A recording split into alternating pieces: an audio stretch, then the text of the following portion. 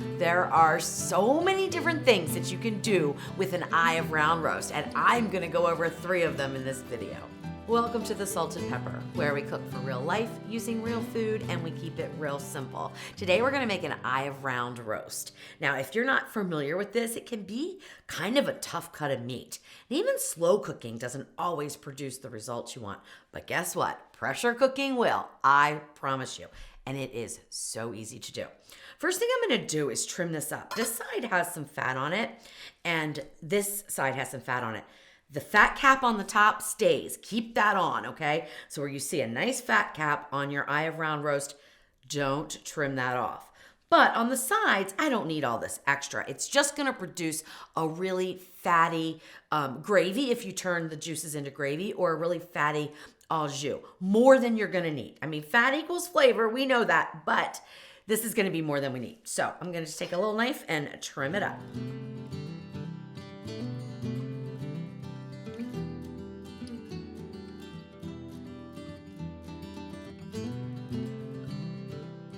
All right, that's perfect. And look at how much I took off.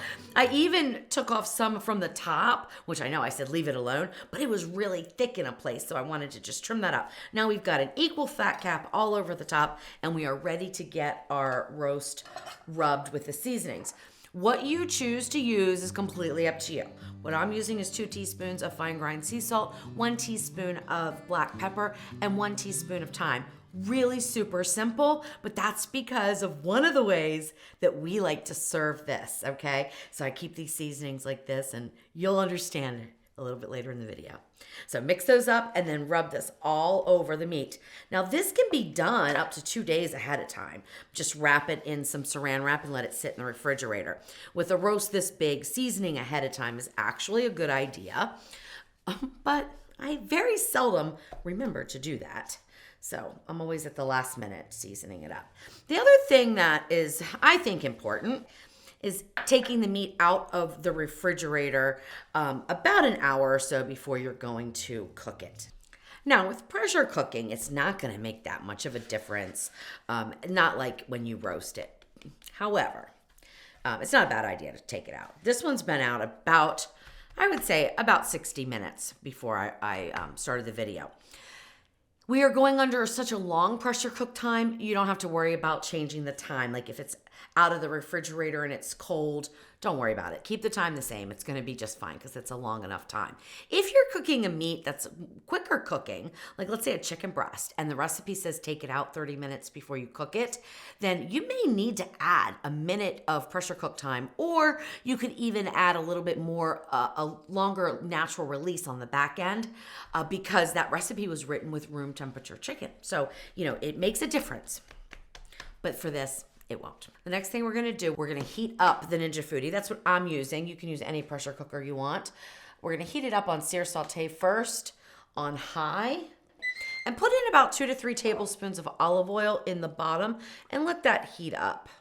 Now usually I say, do what I say and not what I do. Usually the best idea is to let the pot heat up for about 5 to 7 minutes before you even put in the olive oil. Then the olive oil will heat quickly and you can get your roast in searing. But I don't know. I turn it on, I put the olive oil in, and I let it heat up together. It works out.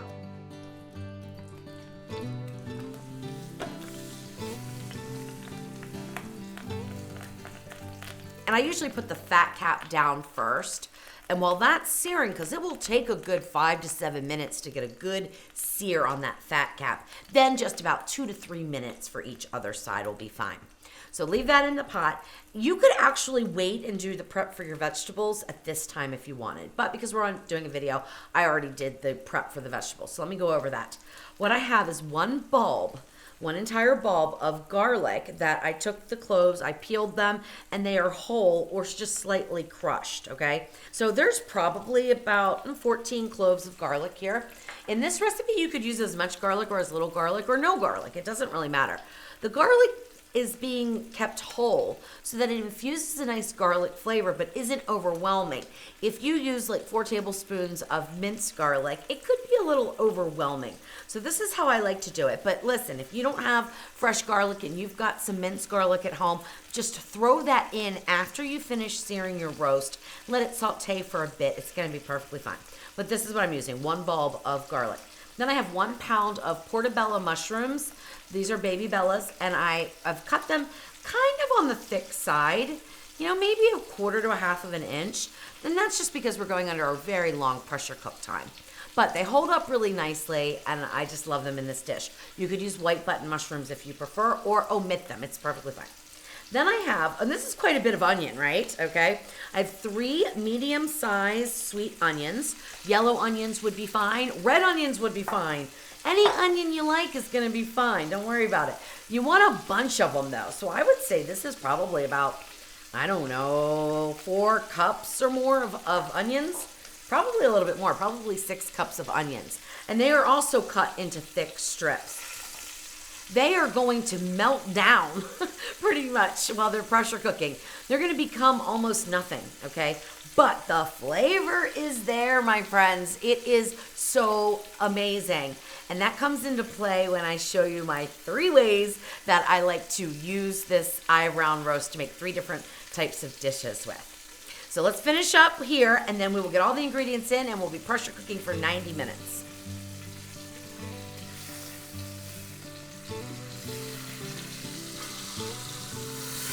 Oh yeah, that looks good.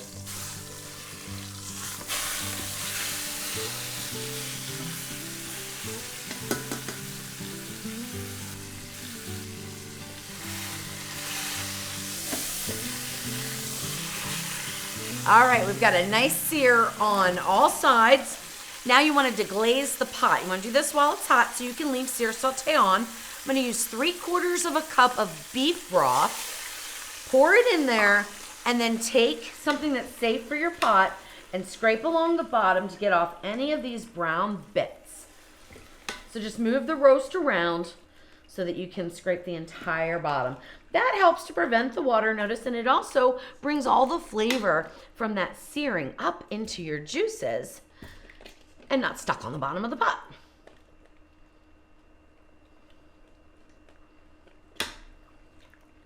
Then I had 2 other ingredients that I like to add, but you certainly don't have to. One is red wine vinegar, 1 tablespoon, and that just gives a little acidity. I think it helps break down the connective tissues. You don't taste it at the end, but I think it does a good job when you have a tough cut of meat. So I usually add it, or red wine would be fine as well. You would want to add double or triple the red wine. So I would deglaze with probably about 1/4 cup at least of red wine. Then add in 1/2 cup of beef stock. And then if you wanted to add in the Worcestershire sauce, which I never know if I say that correctly, 1 tablespoon is what I like to add in. It's totally up to you though. You can use it or not use it. Now, what I like to do to get ready for the second part of the cooking process for this, because yeah, we've got to cook it 2 different ways to get the best results. I like to keep the fat cap facing up, okay? Because we're gonna air crisp at the end. So this is definitely something that you could do if you have a regular Instant Pot without a crisping lid, but you're gonna end up putting it in the oven or in your air fryer at the end to crisp that fat up. It makes a world of difference, trust me. It's amazing. But with the Ninja Foodie or with the Instant Pot Duo-Crisp, you can do it all in one pot. Now see, this one's giving me like a lot of trouble moving over. Because of the way it's shaped, it's really hard to have it stand up straight. But with a little help from my friends, the onions, we can get it to stay up by just putting the onions on either side and helping to support it a little bit. Now, it may flop over during cooking because as the onions, they don't melt, but you know what I mean, they cook down.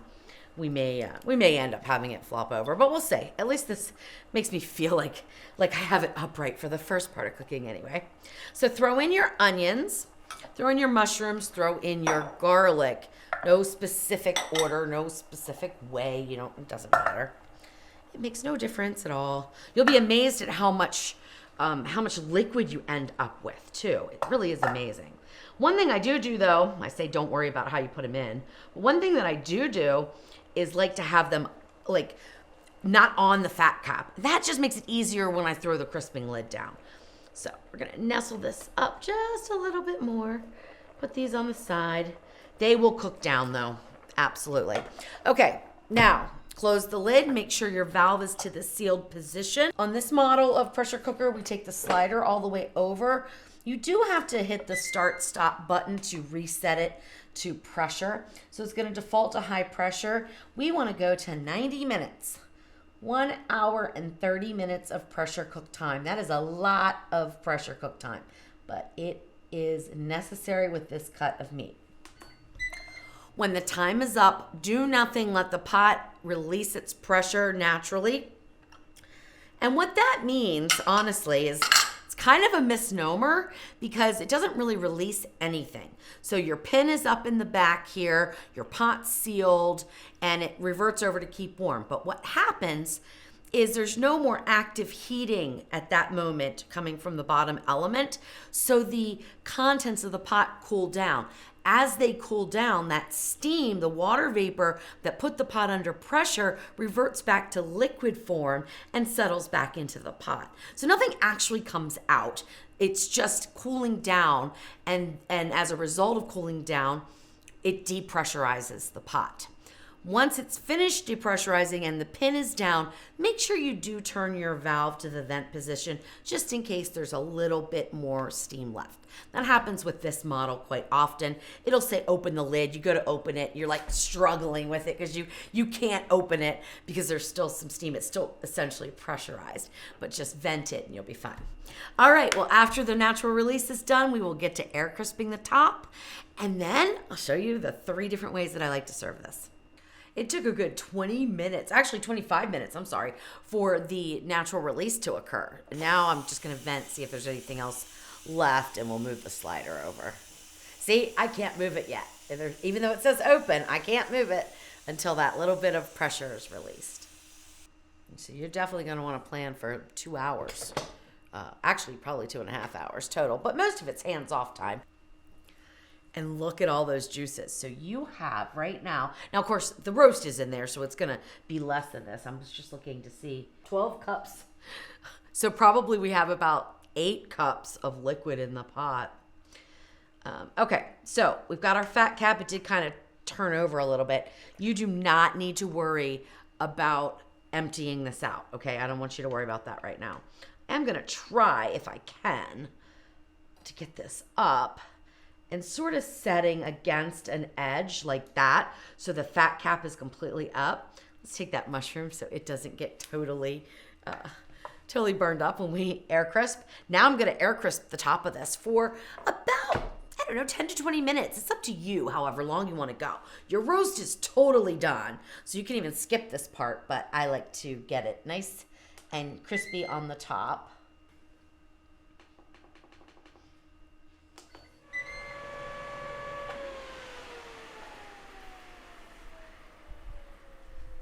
It looks beautiful and it looks done.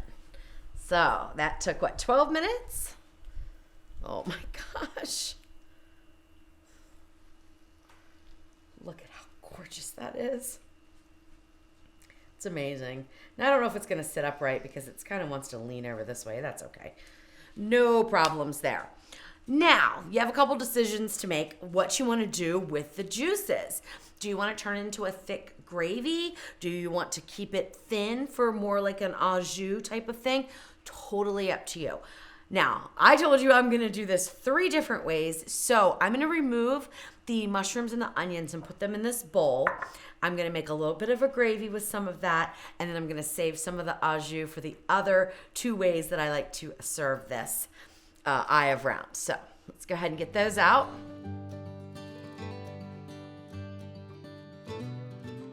So once the meat has rested, you can go ahead and slice it. So it's been sitting here for about 10 minutes.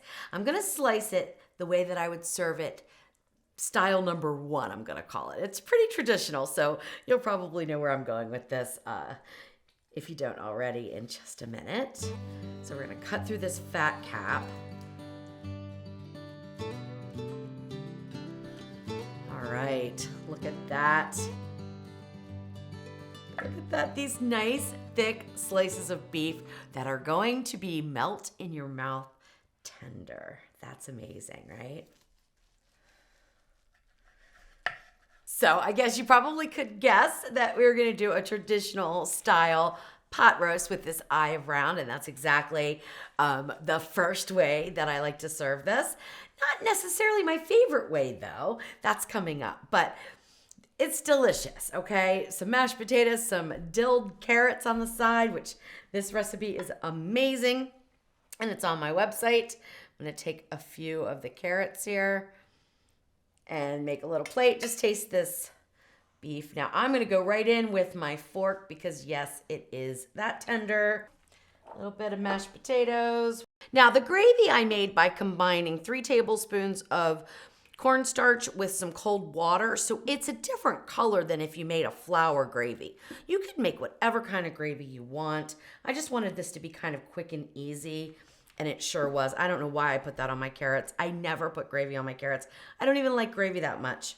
And I love these carrots. I just ruined my carrots with gravy. Oh well, doesn't matter. This video is about the beef. So let's give that a taste. Now, sometimes you might need a little salt on the beef, but let's see how the gravy is. I didn't even taste the gravy. You could also season that to taste, which I would recommend.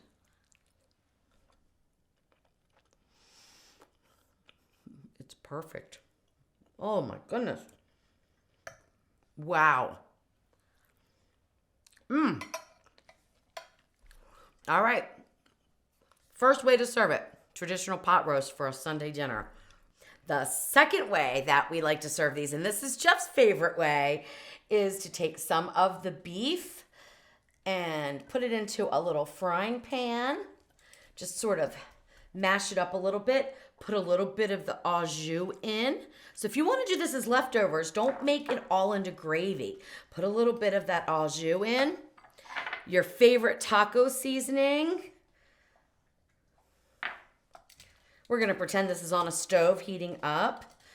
It's warm enough. It's going to be perfectly fine. A taco shell. Put the meat in the taco shell. A little bit of cotija cheese on top, or whatever kind of cheese you like. It doesn't really matter. Now, if I had some fresh cilantro, and if I felt like dicing some onions, those would go on there too. But, you know, we're not doing all that today. There you go. Now you have a taco dinner. So you can turn, you know, a quarter of that into tacos for at least 6 to 8 people, okay? To have one taco. If you want 2 tacos, then it would be probably 4 people. And then the third way, and my favorite way, is sort of what I call a French onion dip sandwich, okay? It's so, so incredibly delicious. I really hope you give this one a try. So toast a bun, whatever kind of bun you like, throw a slice of the beef on there. This is where we get all of this goodness here, okay? These onions, these mushrooms, we pile it high. Put a piece of Swiss over top. Pop that under the broiler to melt the Swiss or into the air fryer. Top it, and you have your French onion dip sandwich. You're gonna love it.